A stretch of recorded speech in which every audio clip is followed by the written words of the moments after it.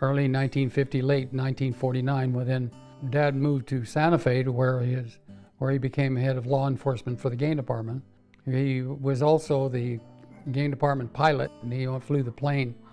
May of 1950, as I recall, they pretty well established that it was a campfire that had gotten out of control, is how it happened. It was a Capitan Gap, Capitan, New Mexico.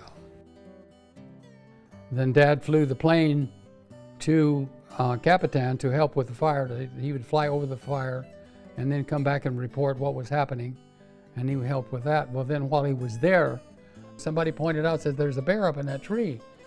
And when the guy that was in charge of the fire crew said, leave it alone. He said, the mother will come and get it, so don't get it. Then the next crew that came out, that was with the soldiers, he didn't pay any attention to anybody. He just climbed up 12 feet up in the air while he climbed up and got this cub bear out of the tree. Dad says, well, you know, the bear's looks like its feet are a little bit blistered and looks like it may need a little help. Why don't you let me take this bear and I'll fly it and take it back to Santa Fe to a veterinarian, and they'll look after it a little bit. Loaded the bear into the Piper Cub airplane he was flying, and he flew back to Santa Fe. And well, then he took it to the veterinarian by the name of the vet. His name was Smith. Took the bear and he put salve on the bear's feet. And then Dad put it back in the shoebox and brought it to our house where we live. Being a game warden, he sometimes have wild animals that needed help, why he would bring them to the house. And once we took care of it, well, then he would end up taking it, either turn it back and loose, or he would take it to the zoo in Albuquerque. And so then Mother asked Dad, what are we going to feed this bear? If they fed it anything? He said, well, the only thing I know is they fed it some candy bars and milk. And well, what did the veterinarian say to feed it? He said, he didn't tell me anything about how to feed it. Well, my little sister, by the way, was there at that time. She was 4 or 5 years old. She still was on a bottle. She carried a bottle around with milk in it. Mother went and she mixed up a mixture of pablum and milk and honey, and mixed it as a mixture. And then we put it in a bottle, and then we cut the nipple where it was a pretty large hole, and sure enough, the bear loved it. So that's what we fed that bear. You have to be careful, or he would snap at you, but I learned how to deal with him, you know. I still had a few scars on my hand. Dad did too. And at the same time, I also had a Cocker Spaniel black puppy called Jet. He's about the same size, a little bit smaller than the bear. And so in the evenings, bring him in the house, and the two would play. And they would wrestle around with each other, and the bear would jump on the dog and hold it down and chew on his ears. The dog would bark and scream and yell, and then he'd get up and then the bear would run, and then the dog would run after it and try to bite it. So then come June, the arrangements were made to fly the cub bear to Washington, D.C. Well, Piper Cub Airplane Organization donated a plane to fly the bear back. When they took him there, I asked my dad, I said, how long is Smoke going to live in Washington, D.C.? He says, well, Don, he says, you know, in the wild, a bear will probably live about 12 years.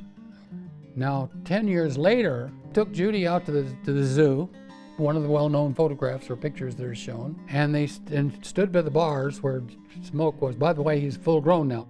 It looked like Smoke was helping hold up the poster. Well, Smoke lived 26 years in Washington, D.C. 1976 he died. Be best if he's buried in Capitan, New Mexico, where he was born. He'd go back to his hometown. The whole point of the thing is that the Smokey the Bear program is such an outstanding program. It's wonderful. In other words, it is known, well, it's known throughout the world, Smokey Bear is.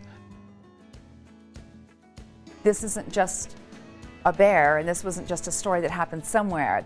It's here, it's in New Mexico, it's Capitan, it's right there, and that's to me one of the fun things about it. You're like New Mexico royalty, because you have this like legacy that's really well known in New Mexico, but then actually, like what Dad said, the icon, you know, whatever, is like known all really around the world. I remember at a young age that my grandpa had a certain notoriety about him. And then when we talked about Smokey Bear, but really The idea of Smokey, or what the impact that he had on our family, was really more about my grandfather, and then we had the pictures and we had the different awards and all those kinds of things around at his house.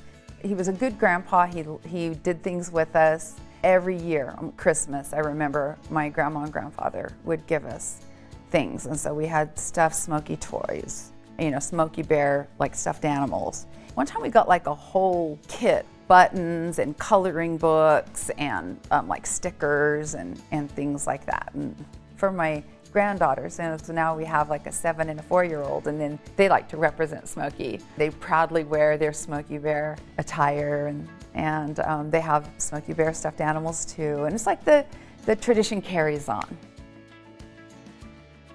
Only you Can prevent Wildfires.